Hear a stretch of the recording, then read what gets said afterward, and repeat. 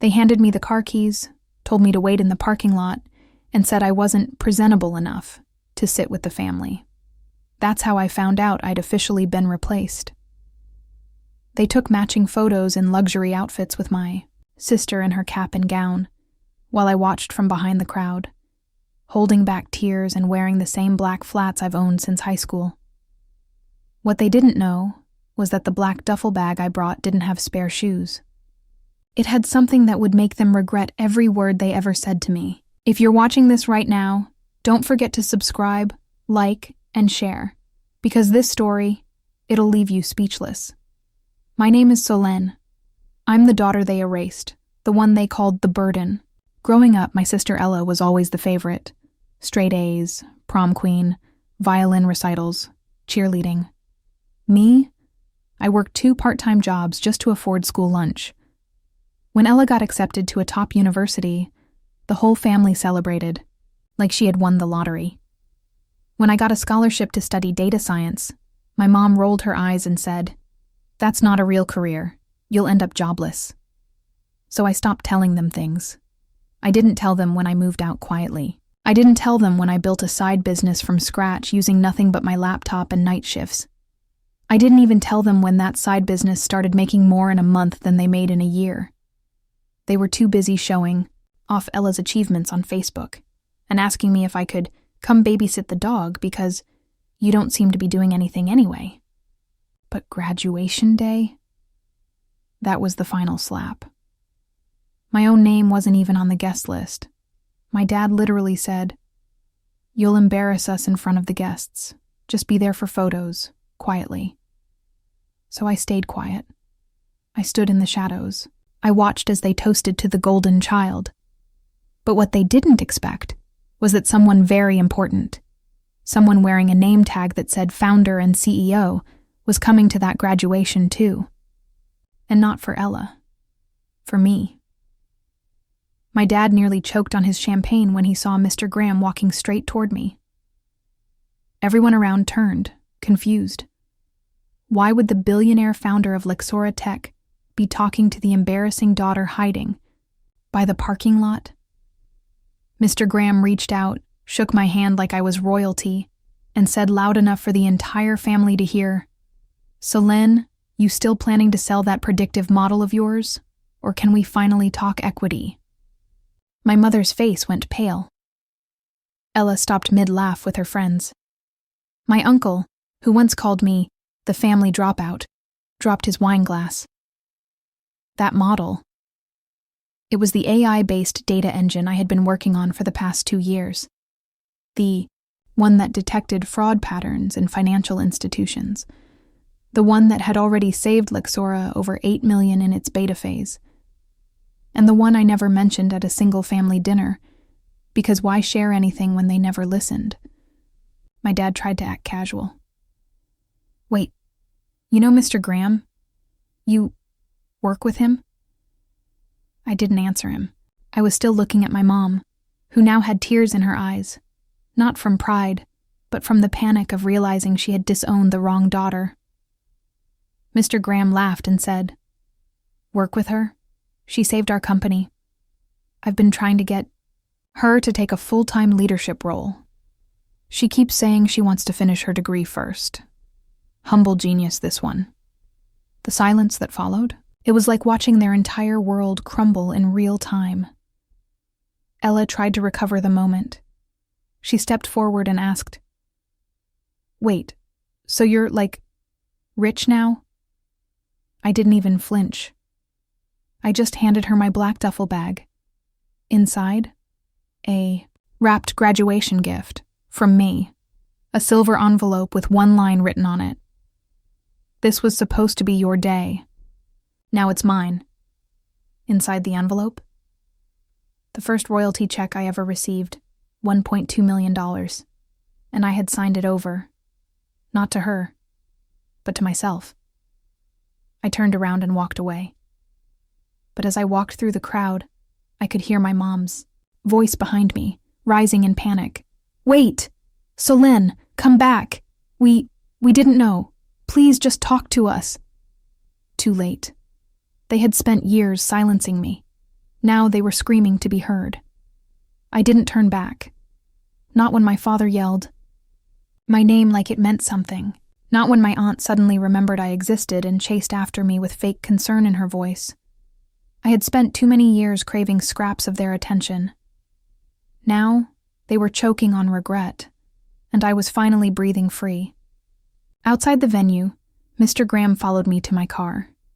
He smiled and said, "I've seen people chase success, but you built it in silence. That takes a different kind of strength." I nodded but didn't say much. I was still shaking, inside. Not from nerves, but from everything I had held in all these years finally cracking open. He handed me a black folder. "Equity papers. I know you wanted to wait till graduation, but after today, I figured you'd want to sign them sooner." I opened it and stared. My name. On documents that made me a partner in a billion-dollar company. Not an intern. Not an assistant. A partner. I signed it without hesitation. As we shook hands, I noticed flashes in the distance. Paparazzi, there to cover the high-profile CEO attending a random university graduation. But now, they were snapping photos of me. Not Ella. Not the so-called golden child. An hour later, my phone exploded. Missed calls. Dozens. From every family member who had once dismissed me. My mom even texted, "Can we meet? Let's talk. Family first." I read it 3 times and still couldn't believe the audacity. The same woman who once said, "You'll never amount to anything, Solenne. Stop embarrassing us." Now wanted to talk. But it wasn't the messages that got to me. It was the voicemail from Ella. "Solenne, I didn't know. I mean, I always thought you were doing okay, but not like this. Can we talk? Maybe have dinner? I miss you." "No, you don't," I wanted to say. "You miss the version of me who stayed quiet while you soaked up the spotlight." But I didn't respond. Not yet. Because what I had planned next was going to make that voicemail feel like nothing. The next morning, I booked the ballroom at the same luxury hotel where Ella's graduation after-party was held. The same place where I wasn't invited. The same one my parents proudly called too exclusive for some people. I sent out invitations, custom-made, gold-trimmed, every word perfectly chosen. "You're cordially invited to a private celebration hosted by Solenne Kingsley, partner at Luxora Tech." I sent one to each of them. Mom, Dad, Ella, Aunt Karen, even Uncle Roy, who once laughed when I said I wanted to study coding instead of fashion. And just to twist the knife a little deeper, I added, "Formal attire required. Transportation provided." Within 24 hours, they all RSVP'd yes. I arrived early that evening. Everything was flawless. Floor-to-ceiling windows, crystal chandeliers, waiters in white gloves, champagne towers, live jazz. And in the center of it all, a single black velvet curtain covering something big. I stood near the entrance as my family trickled in, stunned by the opulence, whispering, their eyes darting around like they didn't believe what they were seeing. Ella walked in last, dressed to impress, but her confident smile faded the moment she saw me standing next to Mr. Graham. Mom rushed over first, arms open, face plastered with fake warmth. "Solenne, sweetie, this place is stunning. Why didn't you tell us about any of this sooner?" I smiled calmly. "You never asked." Dad tried to speak, but just muttered something about proud and finally making something of yourself. I didn't even acknowledge it. Because the best part of the night hadn't started yet. Mr. Graham raised a glass and said, "Thank you all for coming. Tonight we're not just celebrating a partner, we're unveiling a vision." He turned to me and nodded. I walked to the center of the room and pulled the velvet curtain aside. Behind it, a giant digital screen showing the Luxora Labs initiative. My own department, my team, my funding, my rules. "This is where we're building the future," I said into the mic. "And yes, it's named after me. The Solenne Project." Gasps, applause. But my eyes were only on my parents and Ella. They stood frozen, their faces draining of color. Not just because of the announcement, but because they saw who else was in the room. Reporters, investors, influencers. The kind of people who could turn this moment into headlines. Ella tried to speak, but I beat her to it. "All these years, you taught me how to survive silence. Now I've learned how to command attention." The applause that followed wasn't just loud, it was deafening. And as I stood under the lights, camera flashes going off around me, I realized something. This wasn't revenge. This was rebirth. As the night wore on and guests mingled, congratulated me, and exchanged business cards, my family remained huddled in a corner, like they didn't belong. For once, they were the outsiders in my world, a world they had always said I'd never reach. Ella finally walked up to me, her voice soft, eyes wide with confusion. "Why didn't you tell me, Solenne? Why keep this a secret?" I looked at her, not with anger, not even with sadness, just clarity.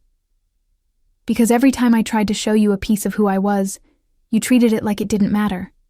You called me weird, selfish, dramatic. So I stopped sharing, and I started building." She blinked. "But we're sisters." "No," I said quietly. "We're just people who grew up in the same house." Behind her, I noticed my mother approaching. Her mascara had smudged. Her voice trembled. "Solenne, please. Let's start over. We didn't mean to hurt you. We just thought you needed more time to find yourself." I stared at her for a long second.